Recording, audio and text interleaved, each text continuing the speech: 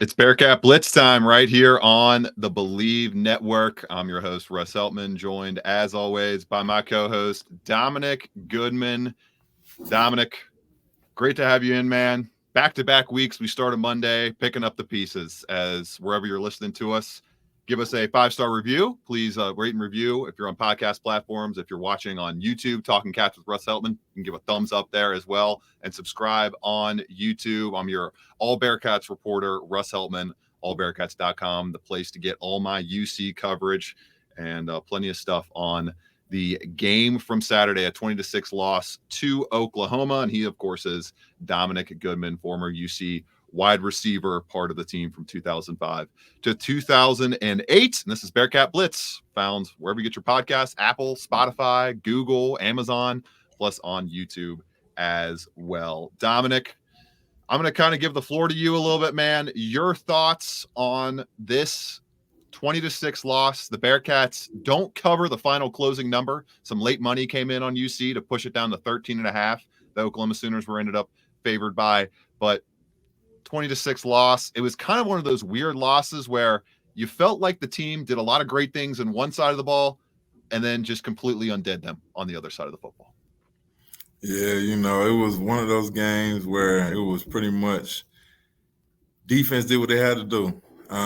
They got them off the field when they needed to. Got a turnover in the first quarter, and just to get the offense back out there. Offense had won the possession time. It was just one of those things, like you said, it was kind of weird because no matter what in the game, UC had a chance. Right. So it was just, when I look at the stats, it was more just of the third down efficiencies and the fourth down efficiencies. Oklahoma won each battle of them, but UC was 1 for 4 on fourth down, and a lot of them downs was key downs where we need a touchdown or a field goal or something just to keep it going. And it was just, I think, one of those games where Oklahoma just came out firing, and it was just one of those things I felt like Emory was never comfortable in the pocket. Oklahoma did a good job disguising their stunts, their blitzes, and their coverages. And when you, as a quarterback, when you getting overwhelmed with pressure, you're not really looking at your progressions anymore. You're more looking at the line and seeing if I need to take off and run around. And I think that's what kind of happened in the game. And a lot of throws was late. So it caused a lot of things with the miscommunication on offense. So I just felt like offense was just kind of in a chaos mode kind of way, just kind of just fluttered with the defense. But to me, defenses gave UC a chance to win the game, and there was opportunities, They were there. They were definitely there. UC goes 4 of 19, Dominick, on third and fourth down in this contest. 1 for 4, as you mentioned, on fourth down. The execution just was not there all afternoon long. They couldn't get it done in the red zone once again. You have a missed kick in the red zone at one point, which got complimented on the next drive UC had, where they hit a 54-yard career long from Carter Brown to kind of keep it in striking distance. As you mentioned, they were in this game throughout. It was never more than a 2-touchdown lead. It was never more than a 2-possession difference in this one. But the real big difference for me was just that overall defensive talent for Oklahoma up against the UC offense, Dominick, that you and I have praised and been impressed by with how well they've gelled and looked so far in this 2023 season. But I think that might have been buoyed up a bit by a performance against Pitt that, as the weeks go on, looks less and less impressive. The Panthers are 1-3 overall. They're arguably one of the 15 worst power conference teams in the country right now, which is an argument that The Athletic is making the Bearcats as a part of, ranking them 9th worst among power conference teams coming off of this weekend. The Athletic did. The worst team they are now ranked in the Big 12 in that metric, or not metric. It's just a kind of subjective ranking there. And the, as I mentioned, 9th worst power conference team in the entire nation, just ahead of Baylor, who they have on the schedule coming up. Dom and I will do a little October look through to see kind of where this team should be feeling and thoughts kind of gauged for in terms of how they can perform over the next month or so. But when you look at this offense, just not good enough from Emory Jones. not good enough at all. He has his worst graded game as a Bearcat, below 60 overall. He had, I think, a 53 passing grade out of 100. Overall raw statistics, 22 of 41, 235 yards, 5.7 yards per attempt with 2 interceptions, good for a 41.9 overall QBR. I believe that's the worst QBR, ESPN QBR, he's posted as a Bearcat as well, in the face of one of the best defenses. I think we can call them that in the country, Dom. A top 10 unit. They are yet to give up more than, I think, 17 points all season long. It might even be less than that. It might be more than 11 points all season long. This defense, led by Danny Stutzman, and the rest of that fast, quick, get after you pass rush from Oklahoma, really kind of null and voided Emory Jones's ability to use his legs. He did lead the team with 15 carries for 42 yards, but 2.8 yards per carry is just not going to get it done. And 141 rushing yards overall, Dom. We knew this offense was going to have to stay on task, going to have to stay on schedule, and going to have to dominate the time of possession game with that rushing attack. And I don't think the Bearcats wanted to throw the ball 5 more times than they ran it in a game where you and I mentioned, and they had to know time of possession was so crucial to being able to pull off the upset if they were going to get that close. Yeah, they slowed it. They won a possession battle. That was the whole key of it. And from there, we go back to just executing down in the red zone goal line, where you gotta come out with some points. Even with a missed field goal, that still adds up too. That's 9 points right there, and a chance again to win the ball game. I just feel like it's just a lot of things that still need to be cleaned up. And we got to think about, once again, this is kind of like a new line.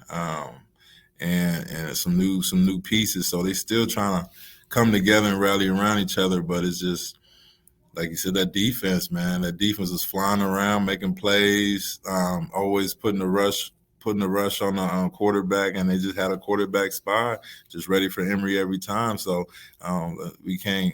Oklahoma had a great game plan, and they executed. And I just think offensively, it's just going to be one of the things that's got to get back in the lab and figure it out. I was very interested to see what the underlying pressure metrics, Dominic, would look like from this game, because the raw stats don't do it justice, just how much fire Emory was under in this game. Only 2 sacks. I think there was only 2 additional quarterback hits, but that's largely because of his ability to escape the pocket and his ability to get the ball out, throw it away when he had to. Emory Jones in this game, Dominic, was under pressure 31 times.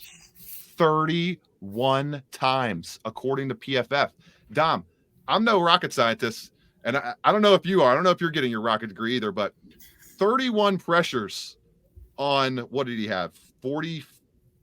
About 50 dropbacks, getting pressured 60% of the time.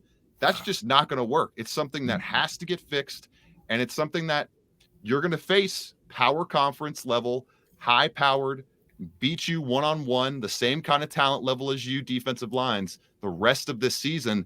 You cannot expect to have your quarterback drop back, here we go, 56 times, and have him pressure under 30 for 31 of those dropbacks and expect to win a football game when you're facing a team that's as talented offensively as the Oklahoma Sooners. The offensive line, Dom, it has to be much better, and the PFF grades bear that out. When you think about, I'm pretty sure John Williams was the only offensive lineman that graded over a 60 overall, and he was splitting time with Philip Wilder, man. So, I mean, a 60, yeah, I think he had like a 63 or a 64 overall, which Bearcats fans, to put it in context, that's out of 100. That's what you'd want your worst offensive line performance to usually be on a given Saturday, and he was their best offensive lineman in this one. And then kind of closing things up with the Bearcats offense, getting to the defensive side of the ball, you got great performances largely across the board. 11 Bearcats graded 60 or better in this game on the defensive side of the football, up against the #1 EPA pass offense in the country, one of the fastest offenses in the country. It was like striking, Dom. I don't know if it was striking for you watching the game, but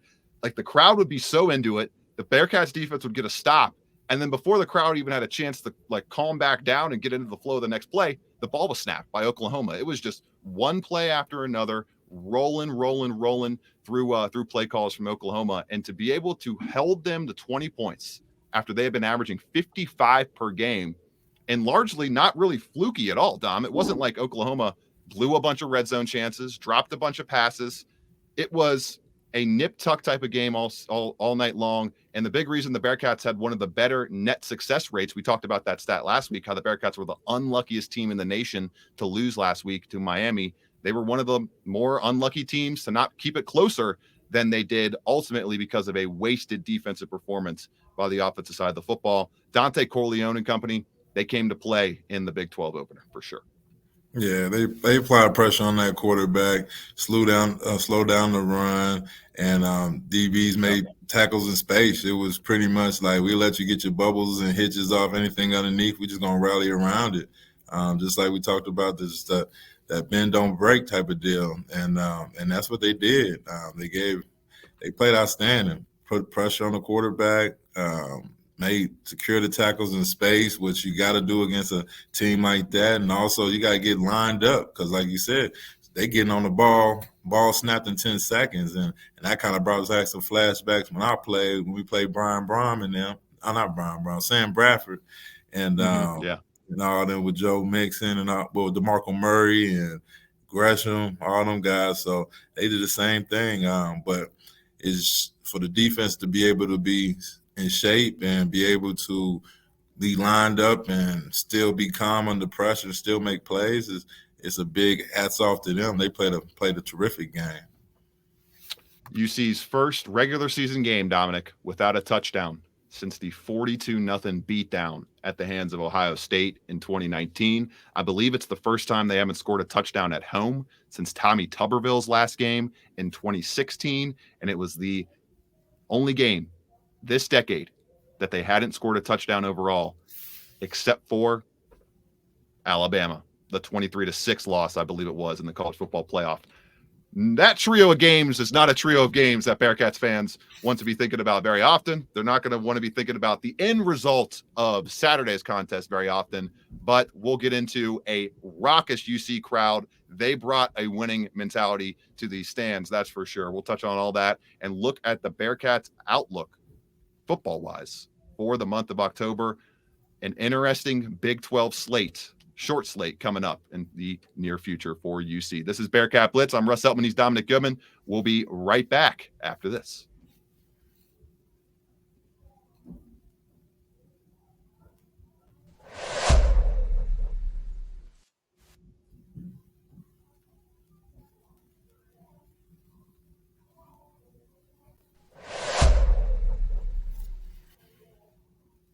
Bearcat Blitz continues right here on the Believe Network, wherever you're getting your podcast, Apple, Spotify, Amazon, all over the place. You can catch us on Talking Cats with Russ Heltman. I'm your All Bearcats reporter, Russ Heltman, and he is UC wide receiver Dominick Goodman. Dom, I made a great decision in the first half of Saturday's game. I decided to sit with a few of my buddies. They had an extra ticket over in, I think it was section 207. Perfect seats, 50-yard line, ready to roll in the entire atmosphere. And I was so thankful I did that, because what a scene, what a crowd.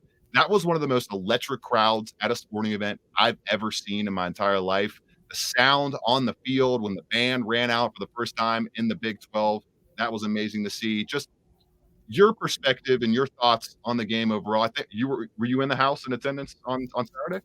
Yeah, I was in the house. I was with my pops. So we was watching, got a chance to watch. That's kind of what we've been doing since I was a kid. I've been going to games since I was able to walk. So, that's kind of our thing, going to them games. That's awesome. That's awesome. So just comparing that crowd to other crowds this decade, other crowds during this 14-game sellout streak, how did it compare for you? Did it feel any different? Did it feel any greater than like the 2021 AAC championship game? Can you notice anything like that? Or was it just, once you get that many people in Nippert, it's kind of a drown out type of noise as it is? I just felt like it was that the atmosphere was rocking, man. It was like, just because of Oklahoma, because you got to understand, Oklahoma, like, they legendary college team, and they come in here. You got Oklahoma fans across the country. So with that being said, for them to come there, you getting everybody coming to the games. Even having Fox Sports Network down there was big. Having that whole thing going on, and it was just big. It was a great atmosphere. It was exciting, just just to have a team come in and it was going to be a good game too as well. So it was I don't know. I can't. It's hard to explain because it was just one of them things. Like if I made me want to put on the pads and get going myself. Like when the game was going, I'm like, Coach, I got a little fade on me. If you need a fade, just call me up. Throw the equipment. I got one still in me, you know. But it was exciting, man. It was a great atmosphere, and I enjoyed it. Definitely an electric crowd on Saturday. 14th straight sellout. Just a beautiful day as well. Couldn't have asked for a better setting to open the Big 12 season. This is Bearcat Blitz. I'm your host, Russ Heltman, All Bearcats reporter, and he's former UC wide receiver, Dominick Goodman.